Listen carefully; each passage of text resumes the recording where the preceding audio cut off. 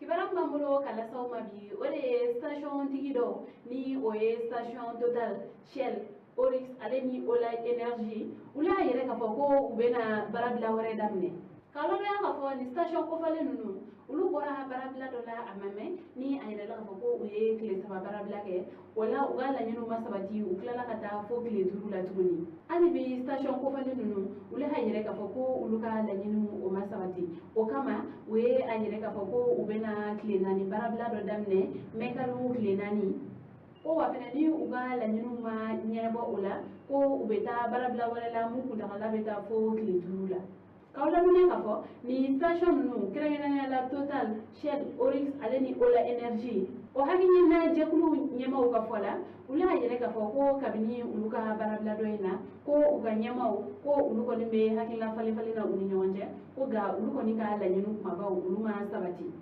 ko kabini uluka barabla doina ko uko kunye uluka la nyinu kono tona la yin wolom bla bala kunye afo ko ubena uluski senga ko ga ulu era kon fene masigi senga ko ga la yin kuma ba era kon ni oye flamunye ko o era kon fene de ni wilika join kuma era fene o kama ni station ko fale nu ulu pompisi ulu ayere ka foko ubena barabla wareke kibara wale mamulo kada kuloka ore Tombouctou jetege wale tabaw ule mafa wale ta kanyesi kamele noma fo siefla kibara mserama ulu kon ne ayere ka fo ko Tombouctou ale quartier do be no ni anko manko abaraju ko kamele fregela do rek be no ko ni woni jawugela bay ko jetege wale tabaw uye bingal ke wale ta kanyesi amashe frola ko asie flama o kera tenendo avril kalo kletan shigi ko uboni nana kan kamele ale woni ato nyondo ko ni soro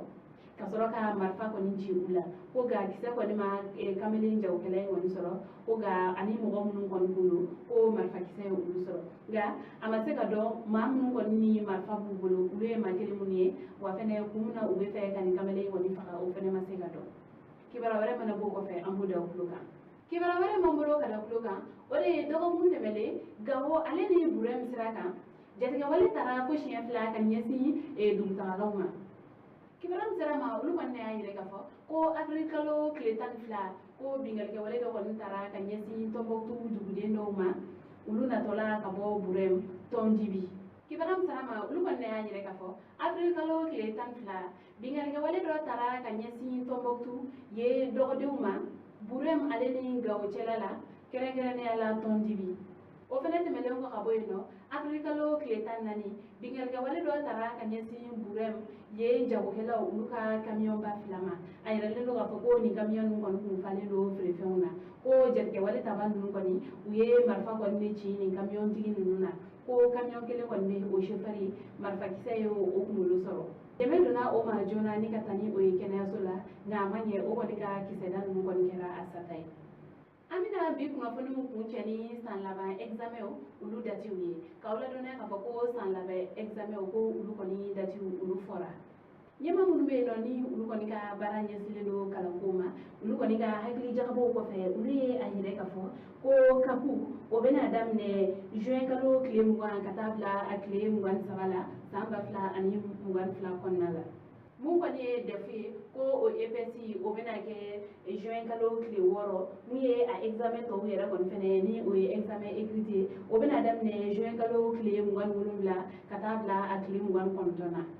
muye bete yere kon fene o bina damne joa kalo kile nani katabla akli wolumla la muye baki o bina damne joa kalo kile tan shegi katabla akli mungan kilena samba fla ani mungan fla konnala IFM ale fene bina damne joa kalo kile tan shegi katabla